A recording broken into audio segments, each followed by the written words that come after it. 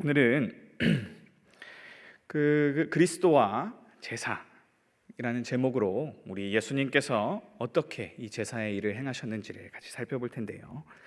지난 시간 우리는 하나님의 임재와 그 임재가 이루어지는 현장인 성소를 키워드로 해서 성경의 큰 그림을 살폈습니다.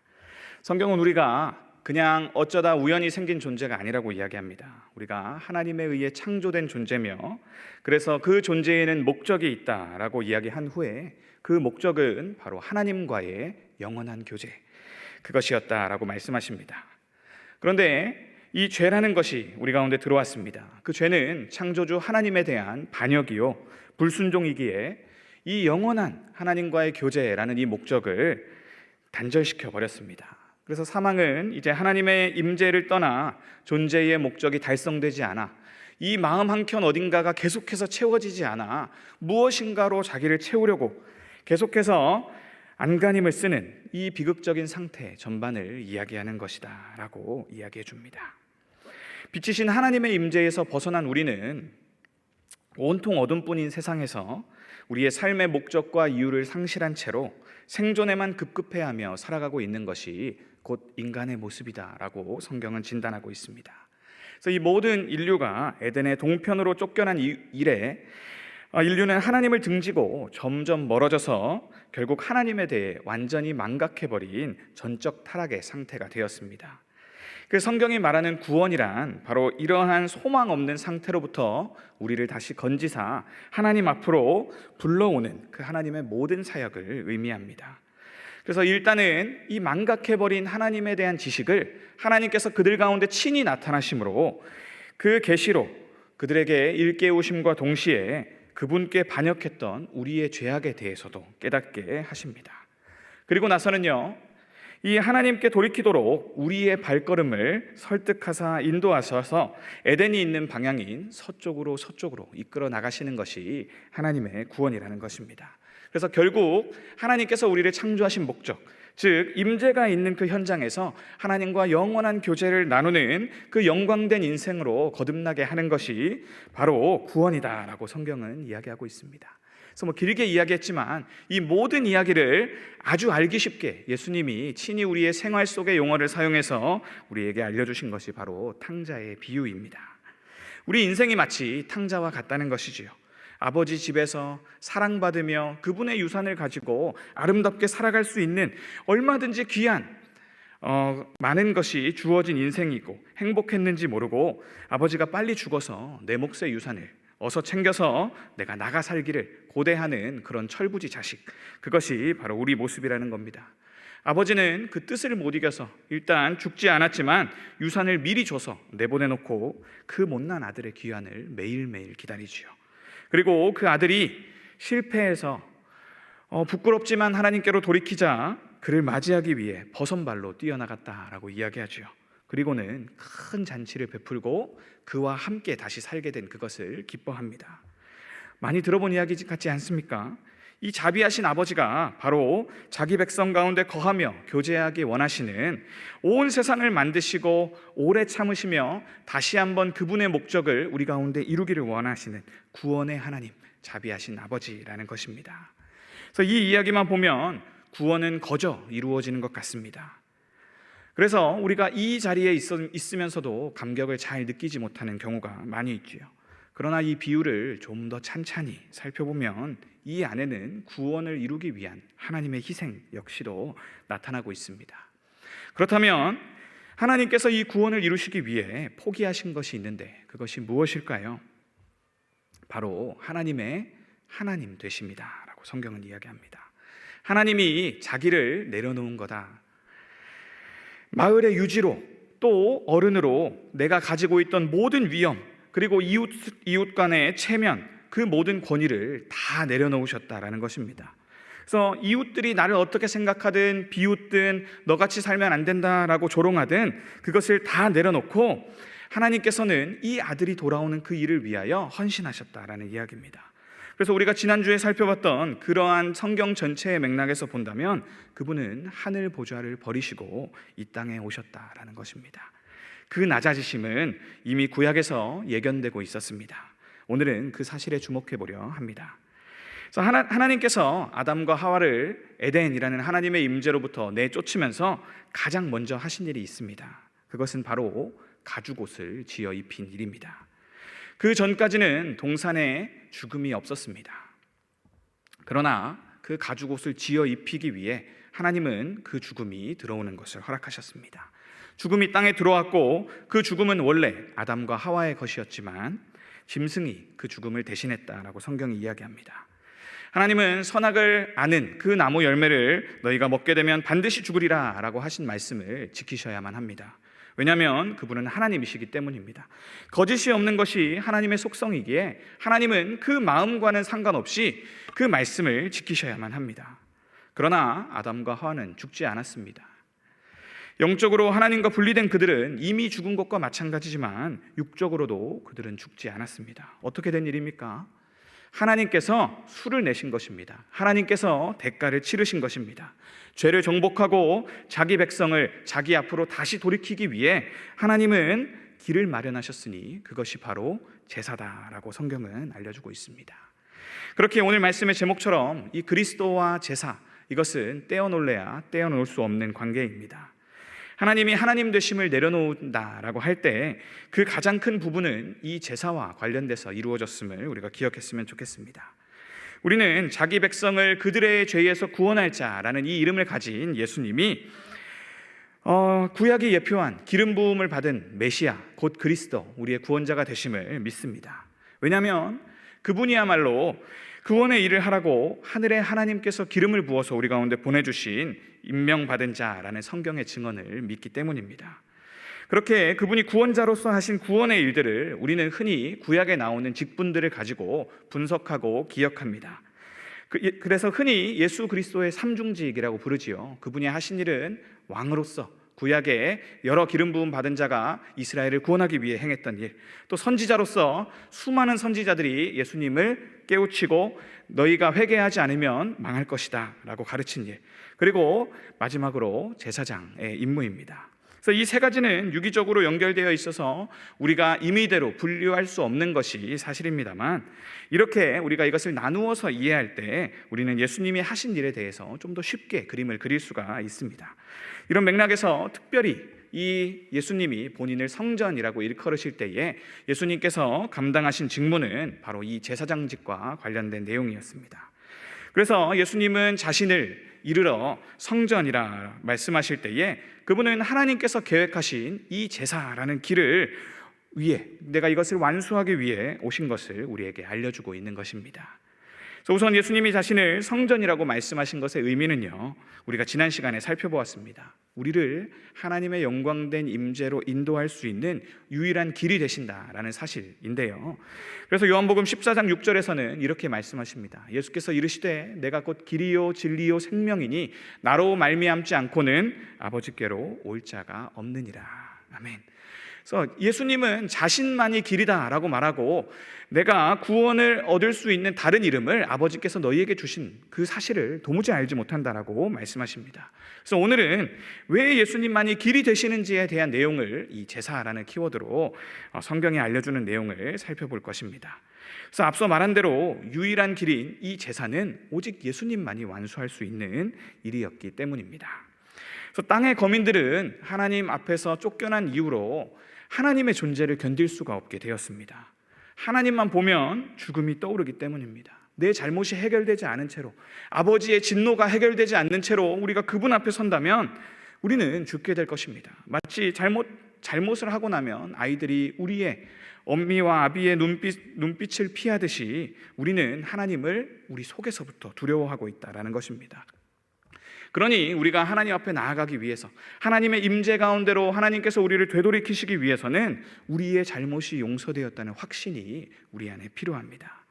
하나님 편에서 그분의 진노를 멈추셨다. 어떻게? 이러이러한 방식을 통해서 라고, 그러한 복된 소식이 그 백성들 가운데 전해질 때까지 우리는 하나님의 목전에 나아갈 수 없는 그러한 죄인들이기 때문입니다. 그래서 출애굽기 20장 19절 말씀을 보면 그 백성들은 이렇게 이야기하고 있습니다. 모세에게 이르되 당신이 우리에게 말씀하소서 우리가 들으리이다. 하나님이 우리에게 말씀하시지 말게 하소서 우리가 죽을까 하나이다. 이 모세가 하나님께로 백성들을 이끌어갔고 시내산에서 그 하나님의 영광된 임재 앞에 우리에게 놓인 우리 인생의 목적이 이루어지는 그 아름다운 현장 가운데 나아갔음에도 백성들이 보인 반응은 두려움이었습니다. 모세, 너야 하나님 앞에서 어떻게 해결됐는지 모르고 하나님이 너를 불렀으니까 너는 나아갈 수 있지만 우리는 못 나가겠다라는 것이 우리가 가진 근원적인 두려움이란 말입니다. 반대로 하나님께서도 백성들 가운데 있는 죄를 견딜 수 없는 분입니다. 그래서 앞서 이야기하셨듯이 말씀대로 이루어지지 않는 것이 용납되시지 않는 것, 그것이 곧 하나님의 속성이기 때문입니다. 즉 마음으로는 자비로운 아버지가 되셔서 이 백성들을 그냥 용서하고 받아주고 싶으시지만 죽음이 이루어지지 않고서는 그들을 다시 받을 다른 방법이 없다라는 것입니다. 그래서 실제로 하나님이 이스라엘 가운데 거하기로 약속하신 후에 이스라엘이 처음으로 한 것은 범죄한 일이었습니다. 나를 비긴 어떤 형상도 너희가 만들지 말라라고 하나님이 나와 살기 위한 조건을 딱 이야기하셨음에도 불구하고 아론의 주도하에 금송아지를 바로 만들어버리죠. 그리고 그 금송아지를 향해 이것이 우리를 인도한 하나님이다 라고 말하며 그것을 섬겼습니다. 그때 하나님이 말씀하신 내용이 이렇습니다. 너희를 젖과 꿀이 흐르는 땅에 이르게 하려니와 나는 너희와 함께 올라가지 아니하리니 너희는 목이 곧은 백성인즉 내가 길에서 너희를 진멸할까 염려함이니라 하시니 여호와께서 모세에게 이르시기를 이스라엘 자손에게 이르라 너희는 목이 곧은 백성인즉 내가 한순간이라도 너희 가운데 이르면 너희를 진멸하리니. 즉 무슨 이야기입니까? 이 죄와 함께 거할 수 없는 분이 하나님이시다라는 이야기입니다. 어떻습니까? 서로 알러지 반응을 지닌 이 두 극단적인 대상들이 다시 만나서 창조의 목적을 이루려면 그 사이를 화목하게 할 중재자가 필요하다라는 것을 성경이 우리에게 알려주는 것입니다.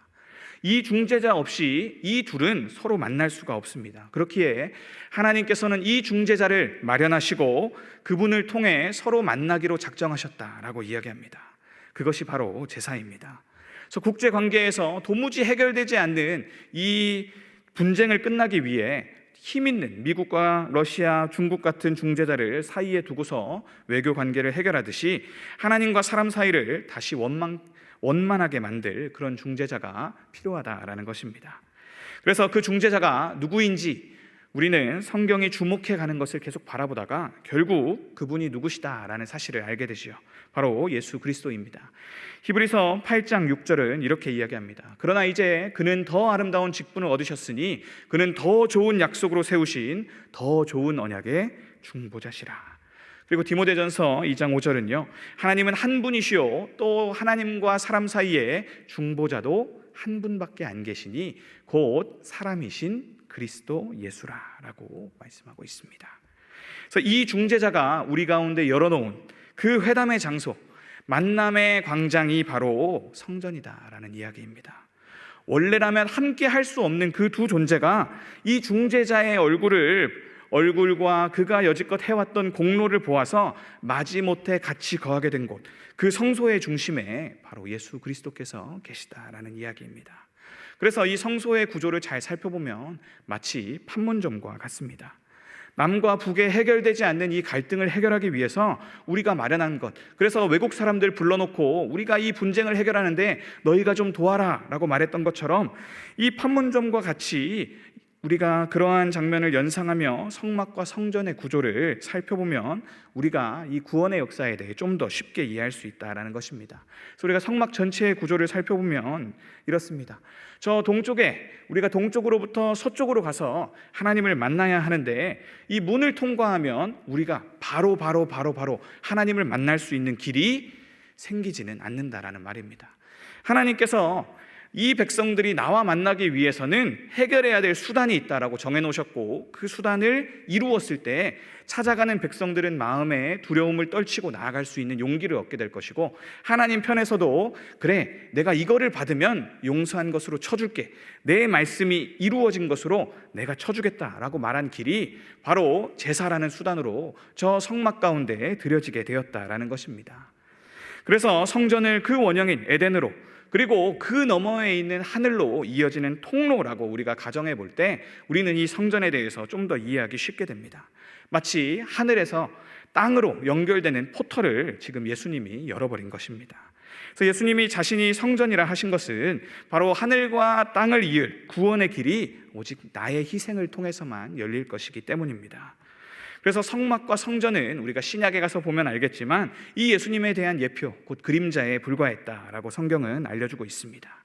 그래서 하나님께서 에덴에서 그리고 또 노아의 홍수 때에 바벨의 반역 때에 계속된 이 인간들의 범죄함에도 불구하고 인류를 절멸시키지 않은 것은 바로 이 예수님께서 완수하실 이 제사라는 길을 미리 내다보고 받으신 것입니다.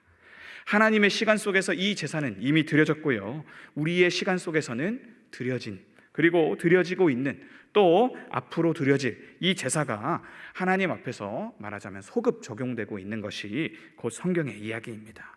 그래서 예수님께서는 중재자의 역할을 하시는데 바로 이 제사를 성공적으로 이룸을 통해 하나님의 진노를 누그러뜨리십니다. 그리고 동시에 이 제사를 통해서 우리 나아가는 백성들의 두려움도 제거하십니다.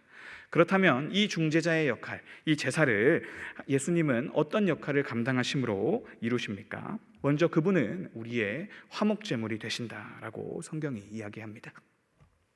네, 에베소서 5장 2절 말씀을 우리가 함께 읽어보겠습니다. 그리스도께서 너희를 사랑하신 것 같이 너희도 사랑 가운데서 행하라.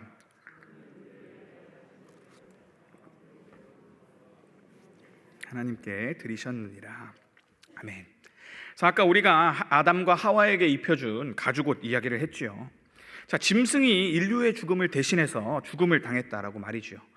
그런데 이것은 사실 대속의 원리를 우리에게 보여주는 것이지, 그 짐승이 어찌 그것이 하나님이 만드신 가장 존귀한 존재인 이 사람의 죄책과 목숨값을 감당할 수 있겠습니까? 하나님은 구원의 길이 있음을 그 아담과 하와에게 보여주신 것이나 어떻게 그 구원의 길을 이루실 것인지에 대해선 아직 신비로 남겨놓으신 것입니다. 그래서 누군가의 희생으로 하나님 앞에 다시 용서를 구하며 나올 수 있는 길이 있을 것이다 라는 것을 아담과 하와는 알았습니다. 그리고 그 방법을 계속해서 찾기 원했습니다. 이것이 나중에 성막의 구조에 그대로 반영됩니다. 그래서 이 성전의 문을 열고 들어서면 그 뜰이 있습니다. 하나님이 우리를 만남의 장소까지 인도하셨을 때 그 뜰에 우리가 들어서게 되고 그 뜰의 한가운데에 번제단이 있습니다. 번제단의 사진을 볼 수 있을까요? 네, 번제단이 저렇게 있는데 쉽게 말하면 제사를 드리는 제단입니다. 성막의 중심에 있는 이 단 위에서 희생제사가 드려졌습니다.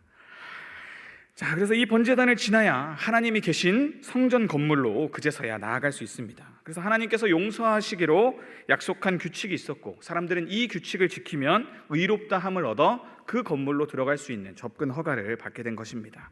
그래서 이 번제단 안에서 이루어진 일은 인간의 생명을 대신할 흠 없는 짐승을 잡고 그 피를 단 아래에 쏟아붓습니다. 그 전에 제사장은 그 피를 번제단의 뿔에 바릅니다. 하나님이 약속하셨다라는 의미입니다. 그리고 그 짐승의 일부 또는 전부를 번제단 위에 올려놓고 불태웁니다. 내가 안수해서 내 죄를 전가했고 그래서 나를 대체하기에 부족함이 없는 이 흠없는 제물을 하나님이 받아주세요라는 내용입니다. 그래서 그 위에서 타 올려진 그 연기가 하나님 앞으로 올라갑니다. 자, 어떻습니까? 경건하고 엄숙해야 될 하늘의 입구, 즉 성소 입구는 피비린내와 짐승 비명소리와 고기 태우는 연기로 가득합니다. 자, 천국 입구가 이런 모양이라면 누가 들어가고 싶어 할까요? 그러나 하나님께서는 죄의 삭슨 사망임을 다시 한번 준엄히 우리에게 상기시켜 줍니다. 그래서 이사야 59장 2절은 이렇게 말씀합니다. 오직 너희 죄악이 너희와 너희 하나님 사이를 갈라놓았고 너희 죄가 그의 얼굴을 가리어서 너희에게서 듣지 않으시게 함이니라. 그래서 이것을 해결해야 되는데 이 해결의 방식은 이렇게 나옵니다. 히브리서 9장 22절 피 흘림이 없은즉 사함이 없느니라. 네, 이 근본적인 원리는 변하지 않았다는 것입니다. 너희가 내 앞으로 나아올 때 해결되지 않은 죄가 있고 이것은 누군가의 피 흘림을 통해 이루어질 것이다 라고 말이죠. 그래서 우리는 이곳에서 드려지는 번제를 히브리어로 올라라고 하는 것에 주목해야 합니다. 이것은 알라라는 단어에서 파생된 단어인데요, 마침 기억하기 쉽게 한국어 뜻도 올라가다라는 뜻입니다. 올라라는 이 제사는 올라가다라는 뜻입니다. 번제는 우리가 드린 이 제물이 하나님 앞에 올라가는 것을 뜻합니다. 자, 우리가 지금 어디로 나아가고 있지요? 하나님의 존전으로 나아가고 있습니다. 내가 바친 내 죄를 다 들여서 드린 이 제물이 불에 타서 완전한 연기가 되고 이 연기는 하늘로 올라갑니다. 하나님이 그 제물을 받으시듯 제물을 바친 자도 받게 될 것이다 라는 것을 시각적으로 아주 잘 보여주지요. 그래서 레위기는 이 번제를 여호와께 향기로운 냄새라고 부릅니다. 바로 우리의 화목의 증거입니다. 그래서 예수님께서는 자신이 새 언약을 성취하러 왔다라고 말씀하십니다. 옛 언약은 이 번제단의 불이 꺼지면 안 됐습니다. 그래서 레위기 6장 9절은 제사장의 직무에 대해 이렇게 말합니다.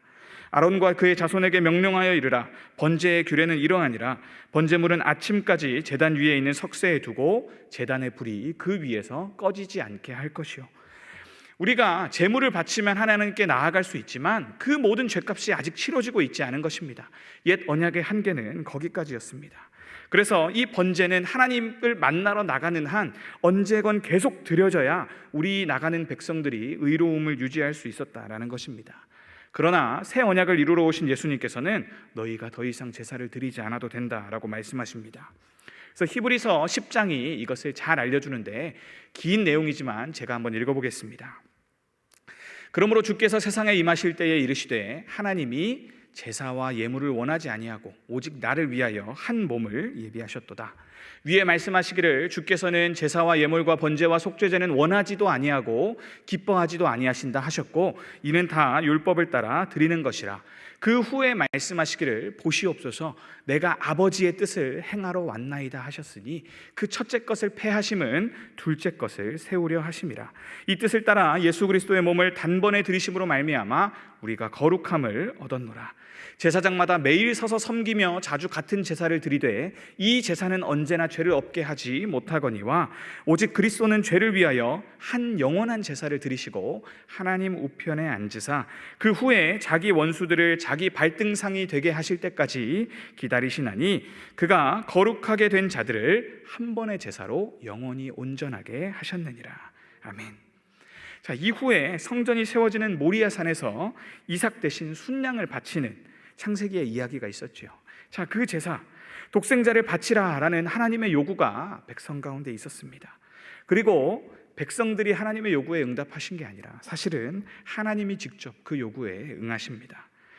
네가 바쳐라라고 말씀하는 것은 사실 내 아들 그리스도였다라는 것을 신약에 와서 보여주시는 것이죠. 그래서 하나님은 제사와 제물을 탐하시는 분이 아닙니다. 우리가 비싸고 우리의 죄를 대신할 만한 값진 예물을 가지고 온다고 해서 하나님은 그것을 기뻐하는 분이 아닙니다. 우리가 하나님 앞에 나아갈 때에 하나님이 오직 우리에게 요구하시는 것은 단 한 가지가 있으니 그것은 바로 순종이다라는 것을 수차례 그분이 보내신 선지자를 통해 왕에게 보낸 말씀을 통해 끊임없이 성경은 우리에게 요구하시죠. 그래서 하나님이 받으시기 원하시는 그 순종, 죽기까지 순종하는 것을 담당하신 분이 계셨으니 그것이 바로 하나님 자신이라는 것입니다. 이 말도 안 되는 계획, 하나님이 이 미천한 백성들의 죄를 해결하러 직접 내려오시는 이 말도 안 되는 계획에 직접 참여하셔서 거기까지 낮아지시고 이 백성들을 대신해서 죽으시고 그래서 하나님의 죽음을 통해 우리가 하나님 앞에 다시 나아갈 수 있게 된 것, 이것이 말도 안 되는 순종이었고 이것이 하나님이 우리에게 요구하시는 순종이다라는 것을 성경은 이야기해주고 있습니다.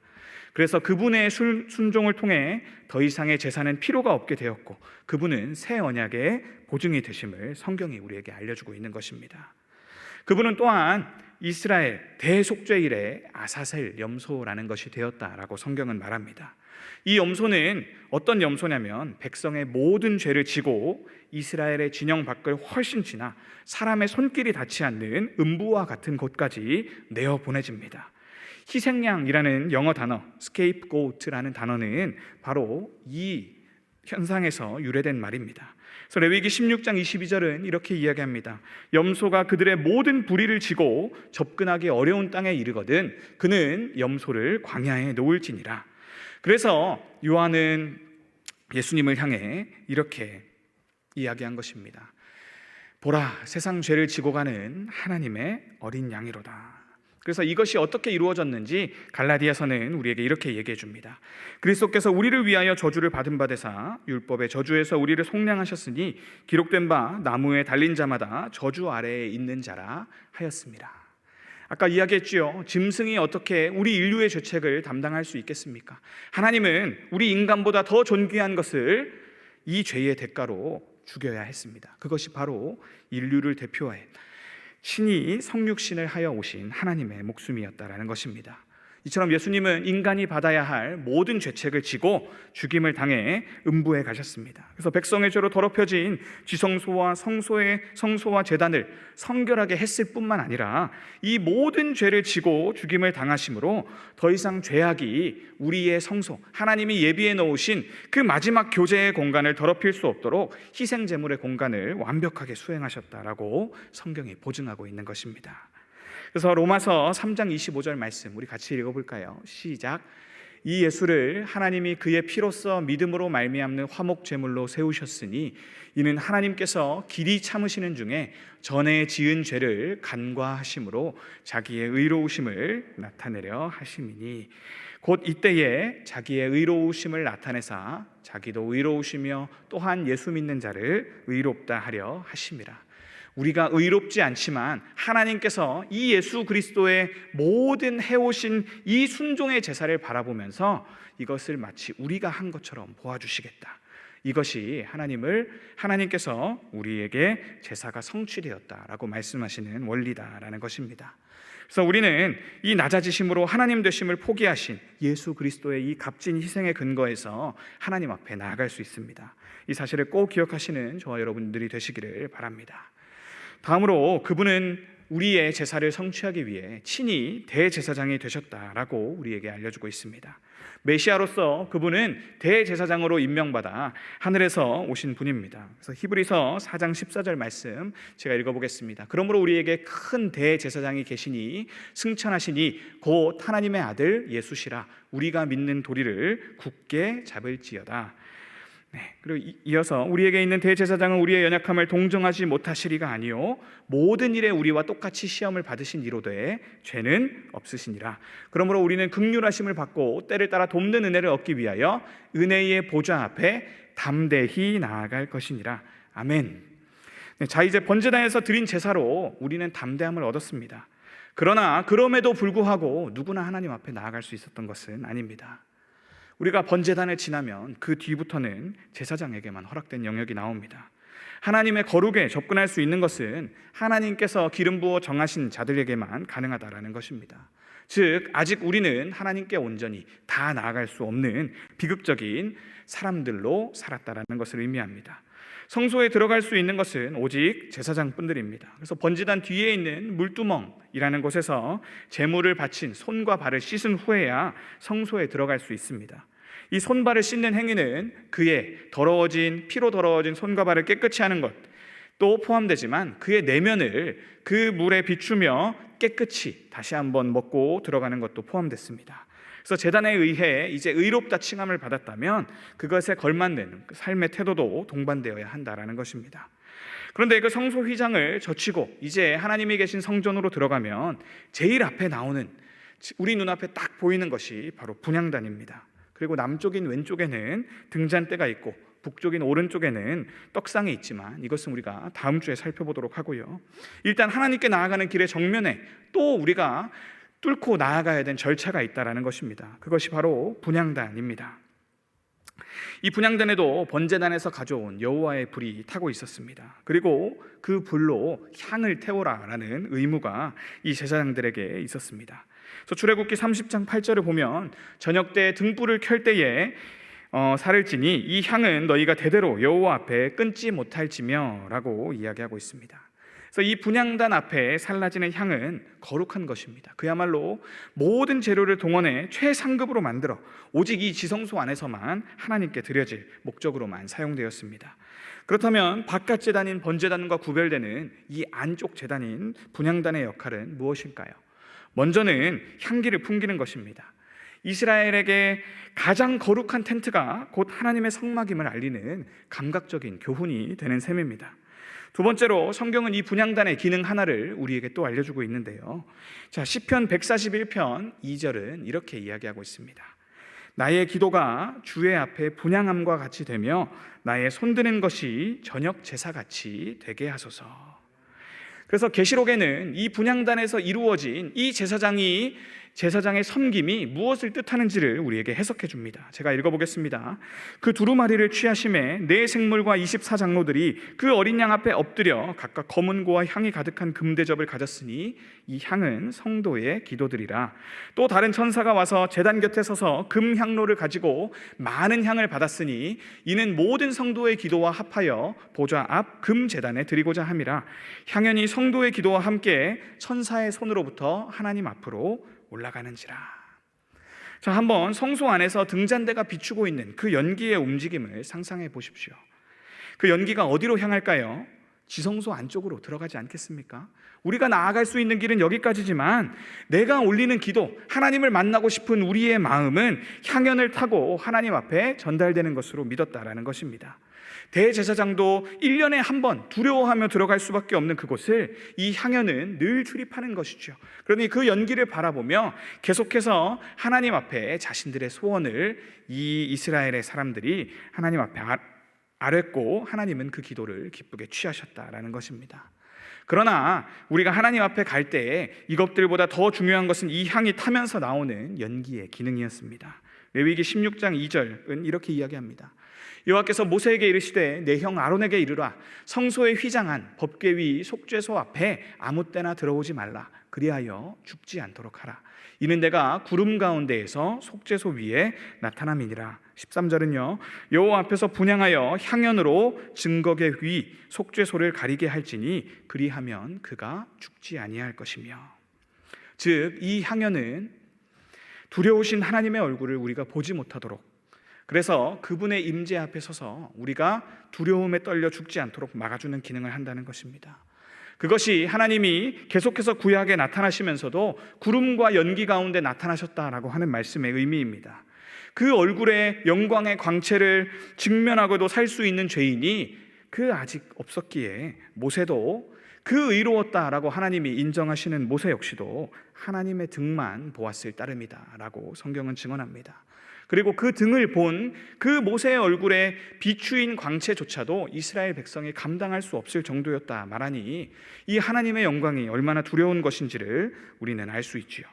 그래서 이 향연을 뚫고 거룩하신 하나님 앞에 나아갈 수 있는 오직 한 사람은 하나님이 임명하신 대제사장 뿐이었습니다. 그래서 이 향연 뒤에 보이지 않는 그 분향단 뒤에는 휘장이 있었습니다. 그 휘장은 청색, 자색, 홍색 실로 쌓여 그룹이 수놓아져 있었는데요.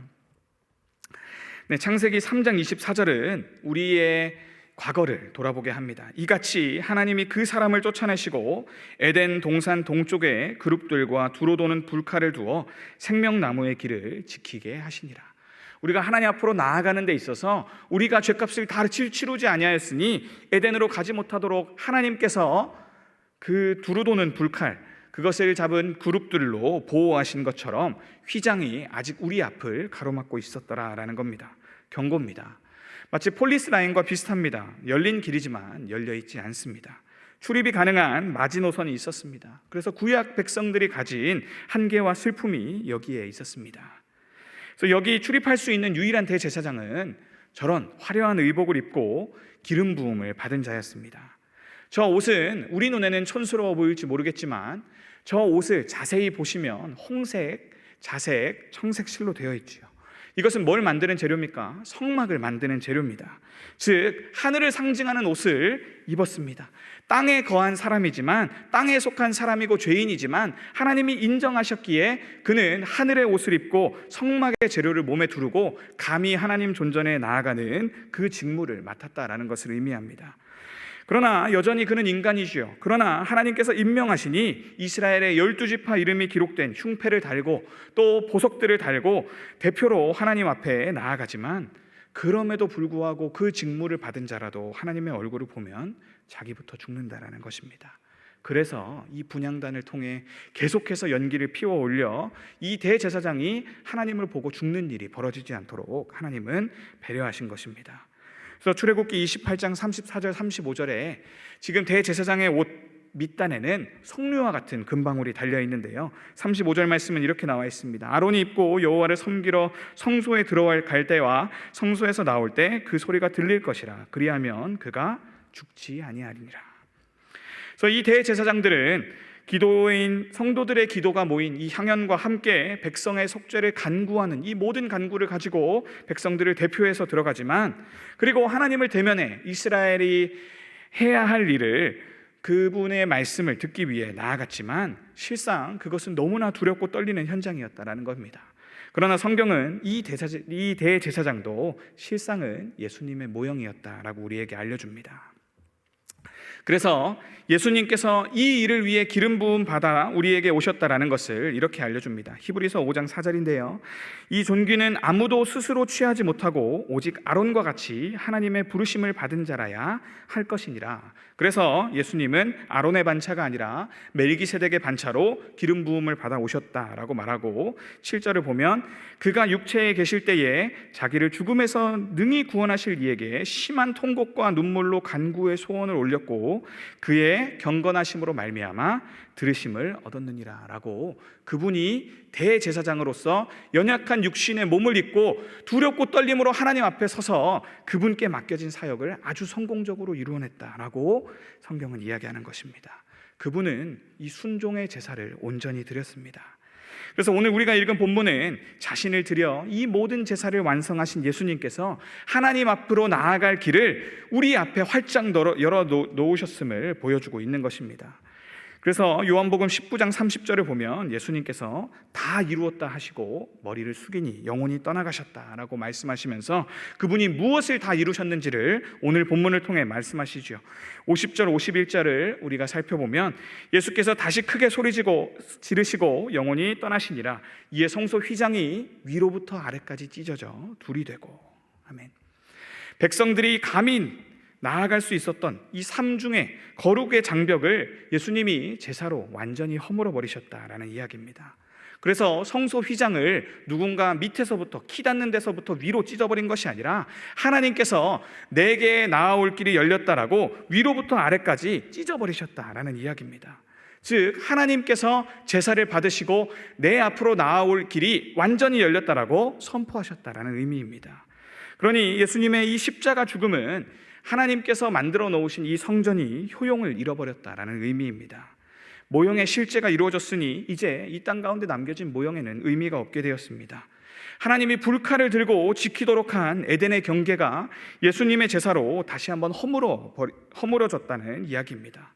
성전, 율법, 제사제도, 이 모든 것이 예수님을 통해 성취되었음을 우리에게 알려줍니다.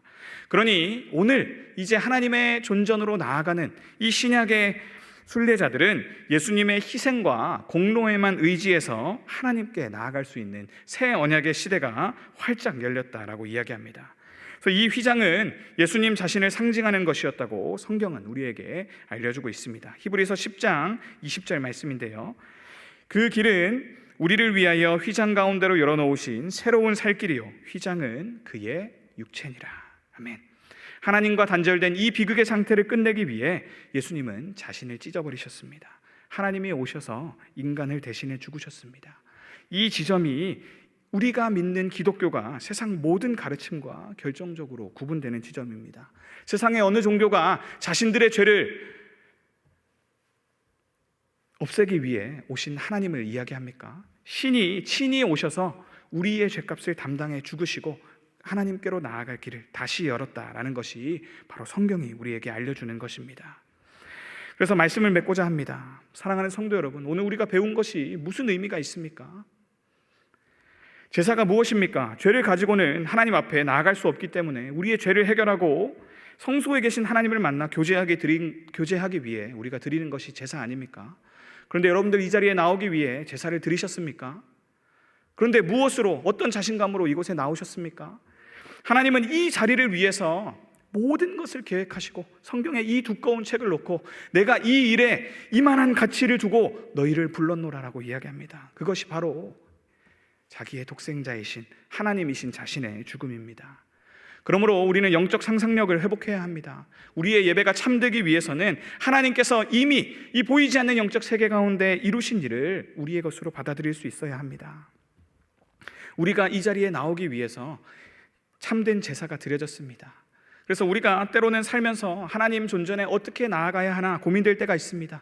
그때 우리가 붙잡을 수 있는 것은 바로 예수 그리스도께서 모든 제사를 완료하셨다라는 이 내용입니다. 그래서 사탄이 우리를 참소할 때가 있습니다. 네가 장로야?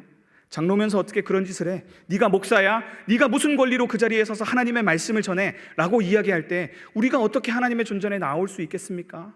그럼에도 불구하고 하나님께서 이 거룩한 자리에 우리를 초청하시고 우리에게 맡겨주신 일을 하게 하시는 것은 바로 하나님께서 예수 그리스도를 준비하셔서 오늘 이 자격 없는 자를 대신해 죽음을 이루셨기 때문입니다. 우리가 그 사실을 기억할 때 우리는 어떠한 상황에도 불구하고 뻔뻔하게 이 자리로 나올 수 있습니다. 그것이 바로 탕자가 아버지께로 돌이킬 수 있는 영적인 원리입니다. 그리고 우리가 또 이 예수님께서 대제사장이 되신다는 이것이 우리에게 어떤 의미가 있습니까?